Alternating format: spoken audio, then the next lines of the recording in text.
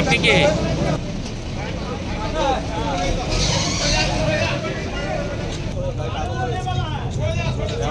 ভয়াবহ দুর্ঘটনা ঘটে বুদবুদের কোটা মোড়ের কাছে ১৯ নম্বর জাতীয় সড়কে।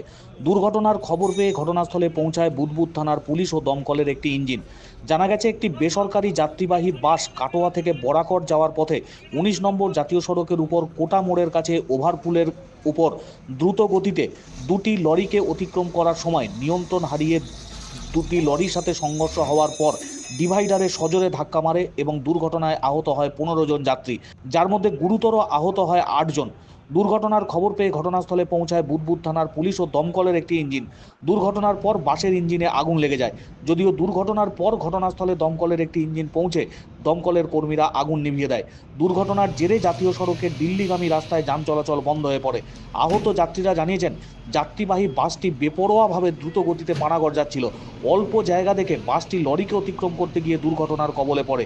একটি লরির তেলের ট্যাঙ্কার ফাটিয়ে অন্য একটি লরির পিছনে ধাক্কা মেরে ডিভাইডারে ধাক্কা মারে।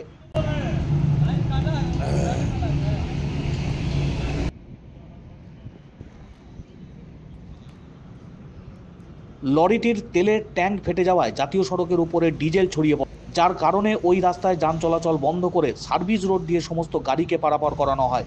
বুদবুদ থানার পুলিশ ঘটনাস্থলে পৌঁছে আহতদের উদ্ধার করে পানাগড় ব্লক প্রাথমিক স্বাস্থ্যকেন্দ্রে নিয়ে গেলে ৮ জনের অবস্থা আশঙ্কাজনক থাকায় তাদের মহকুমা হাসপাতালে স্থানান্তর করা হয়।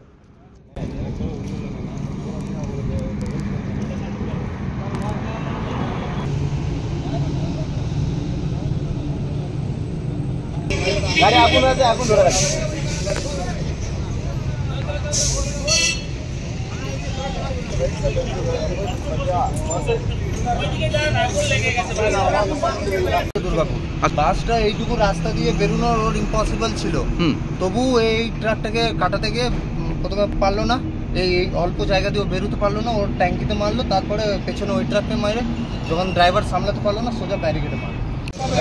আপনি কে?